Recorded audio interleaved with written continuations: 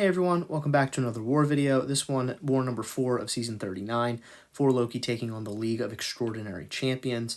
You can see I have Colossus once again. Void will be making his YouTube debut, as will Quake.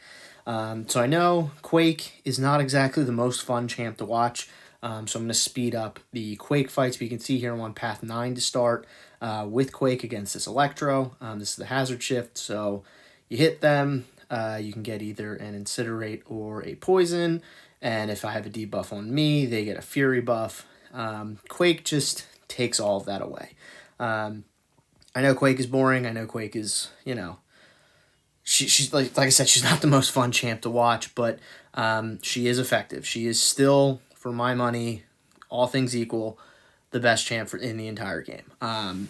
She counters so much, but you can see there, pretty easy Electro fight, and that's one fight down. Next fight is going to be Havok. So this is going to be Colossus, because what would a Colossus war be if I'm not fighting Havok? So this is node 18, which is Power Focus 1, and then Indestructible 1. Basically, he gets to a bar of power very quickly, and when I get to a bar of power, he goes indestructible. So I was trying to parry the special 1 there to get some damage on him, because every time Colossus parries, he does some direct damage. So here you can see he is in poison mode, but I'm not too concerned about it because Colossus is a detox champion. I do want to do most of the fighting in Incinerate mode, though, because also whenever Colossus activates an immunity, he will he's got a chance to get an armor up. So you can see there, I thought I got the parry off. I clearly did not. You can see I also popped an indestructible boost, so that is now gone. But here I get it off. I parry heavy into the special 3, so I have the passive fury. So special 3 is going to hit a little bit harder. So you can see that does pretty good amount of damage. I kind of forgot that I parried right before, so I just kind of wait out, hit the rest of his stun. So the Colossus is special 3. I know a lot of people go with the special 2 because it is his best special attack, but it gives him, you can see that passive armor up and a passive fatigue on them. So basically the passive armor up essentially makes me unstoppable, and the passive fatigue decreases their crit rate by a substantial amount. So it does really help Colossus's bulkiness and just ability not to die. You can see there, pretty easy fight for Colossus. And this next fight is going to be Aarkus on node 21. So it's again the hazard shift. I'm again going to be using Colossus. This one has power efficiency, so basically it takes half the amount of power for Aarkus to throw his specials. Aarkus has a lot of power gain, so that can be a lot of specials. I went back and I have the invulnerability boost on. I went back and forth as to whether I wanted a White Magneto pre-fight here. We did have one available if I wanted it. I decided not to go with it. So the reason why is Colossus cannot, the way Colossus gets his passive fury is when I get a stun debuff and then I heavy, he consumes the stun debuff. That can't happen with a passive stun. So basically I said, I'll get the furies without the passive stun and it's a little riskier. You can see here, though, I always knew he was going to throw at least one special 3, but you can see right before that special 3, I got hit twice. So he was at least nice enough to only hit me 2 times and then throw the special 3. So that did eat up all 3 hits of my indestructible boost, which is a little unfortunate because now I'm going to need to rely on a pretty special happy Aarkus, which at this point he is. So you can see I'm just kind of, in the corner here, just kind of holding on for dear life. Right now, I parry there. I throw the special 3 just to kind of get out of the corner. Aarkus' special 3 doesn't hit that hard, so I'm fairly confident I'll be able to tank at least one if necessary. But I just wanted to get out of the corner. You can see here, though, kind of reset it a little bit, trying to use the debuff detox here because I don't want to go too slow now. The good thing about his special 2 is, Aarkus' special 2, is it has like 4 hits. So if I just sit there and block it, you can see I get the detox charges up pretty quickly. So I can be rather aggressive still in Incinerate and Poison mode.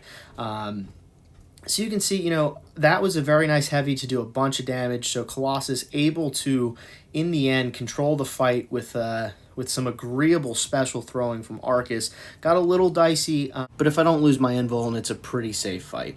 So another good one for Colossus, and on to the next one, which is going to be another Quake fight. This is node 22, so that first shared mini fight out of section 1. This is the Hazard Shift Incinerate Shock. You can see I'm using Quake here because Quake just, if you don't hit them, it doesn't matter. This is a rank 4 Ebony Maw, so it's 260,000 health, so it's going to take a little bit to Quake it.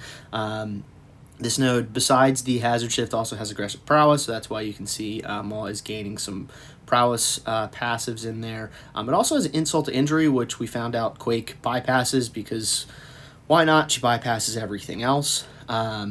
You can see here, I'm going to slow it down for a second because I'm about to make a mistake. You can see I do get the Falter on me. I let go of Heavy, but I don't get degened because the concussion was up, so that's always fun. And I'm going to slow it down here because, you know, we'll see the fun part here. This is, I get in this rhythm sometimes with Quake where I get off by like a split second. I start parrying a lot. When you parry against Maw, he just randomly throws his Heavy, and then I tried to just Heavy counter for some reason, or just like, you know, do the Heavy dodge. So I do get hit a couple times, but nothing too crazy overall. So next fight is going to be Capt Sam on this buffet fight. So when going over this fight, I was told by my good friend PWF, you know, don't do what I just did in the Maw fight and don't just drop my Heavy because this is a buffet fight. And, you know, if I lose my dex, then it can... basically, it can come again and it can be eaten by the buffet. So PWF told me not to do that. So basically, I told him, don't tell me what to do. So just for good measure, a solid 13 seconds into the fight, I do exactly that. It's not the end of the world with Quake, as you can see with the concussion debuff. I get the dex back on me, and it's not eaten by buffet. So Quake, very good for a buffet counter. And Captain Sam's a little awkward to Quake. You can see here, though, I do it again because, you know, I really had to stick it to PWF. But like I was saying, Quake is a pretty good buffet counter. She is, once you get her set up, because her concussion just turns off the entire game, it's just a matter of just normal quaking from there. Captain Sam is a little awkward to Quake sometimes. His shield hit, which I think is his second medium, is a little bit awkward sometimes because it's like slower, but you know, so when dueling him, it was a little weird, but overall nothing too crazy. So I'm on path 3 in section 2. So I have the Super Skrull here, which has Chit Thorns and sloped armor. So basically, if he has an armor up buff, you get a whole bunch of bleeds on you and you can glance. So the way to get around Super Skrull and his armor up buff is to let him hit you 5 times, but hitting you into the block is fine. So parry 5 times, and now I'm going to start the fight. So you can see no armor up buffs. I'm not concerned about the bleeds, obviously, because Colossus is bleed immune. But the glance would just make this fight take a really long time. So you can see the other thing is here, I'm going to get the Falter on me, but I actually don't because Colossus is a debuff detox. So he was able to get around that. So here he does get one of the armors to stick. I also want to keep Skrull at special 1 because that's the easiest to deal with. His special 2 isn't terrible. You can see there with the special 1, I like to dodge in while he's picking up his invisible rock, and then wait for him to throw it, and then it's a little bit easier for me to get the timing down. So here you can see when the issue with Skrull Special 1, though, is that he converts all of his Furies into armor ups. So at this point, I'm just trying to play a little bit of keep away, get a little board, throw it there. So I'm just waiting for him to have them go away, but then, you know, he's got one back here. So now, you know, now I'm in the corner, getting punched in the face. So I saved my special 3 for that exact moment. So I throw it here just to get a little bit of board positioning back here. So like I said earlier, the special 3 for Colossus, pretty good, a little bit overlooked because of the special 2 and the big damage from it. But you can see Colossus doing pretty well with this fight. At this point, you know, now he's got 6 armor ups on him again, so every hit's going to glance. So at this point, then decide to get hit a couple times because it just wasn't as fun of a video without me getting hit a few more times. But at this point, I'm just waiting out the armor ups.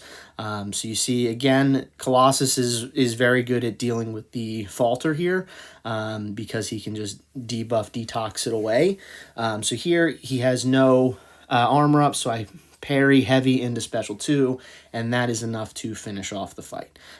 So that'll do it for Colossus this war. We do have one more Quake fight, though. So it's going to be Nimrod. So Nimrod, this also has a sloped armor, and it has a shock. So basically, if I get hit, or if I hit him when he's got his armor ups on, I can get shocked.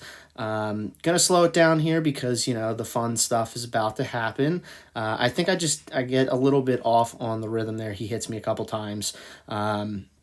But overall, Nimrod, especially at the beginning of the fight before he's really ramped up, Nimrod, nothing too terrible here. So at this point, just standard quaking. Nimrod is not too bad to quake. He's got some relatively easy animations to counter.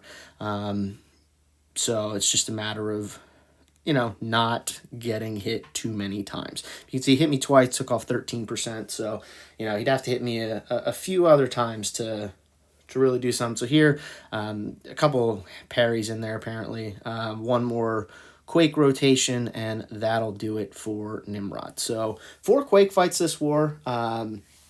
She is, like I said earlier, she is, for my money, still the best champion in the entire game because she just turns everything off. She's not the most fun. She's not the most fun to watch. She's not the quickest, but she's good. So here, this last fight is going to be Thing. So this has the block penetration, and for strike counter, it also has never back down, which means if I back up twice in a row, he gets a regen. So you can see there's the passive regen. I'm not really too concerned about the passive regen because it's void. So that's why I have void. So void, very good for this fight. I do pop a power start 1 to help get around the strike counter. So here you can see I have 2 petrifies on. So at this point, I want to just start dashing back and reversing the regen.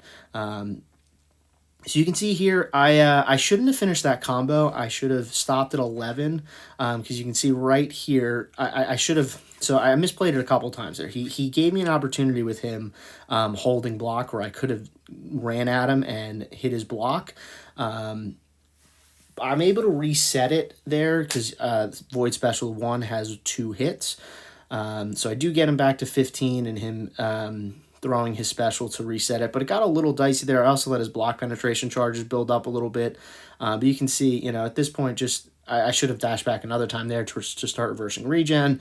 So this is certainly not the best showcase for Void, but Void, this can be a potentially tricky fight, but Void just doesn't care. He's able to take it down pretty smoothly, despite my best efforts. So that'll do it for me for this war. An 8-fight war for me. Was able to get through them all. So that's 20 fights on the season and a streak of 20. Still no deaths. And for Loki, we were able to win this one. So go to 4-0. And we are in 2nd place overall so far. So a really strong start to the season. Hopefully we can continue that. But that will do it for this one. Hope you enjoyed it. Thanks for watching. And I will see everyone soon.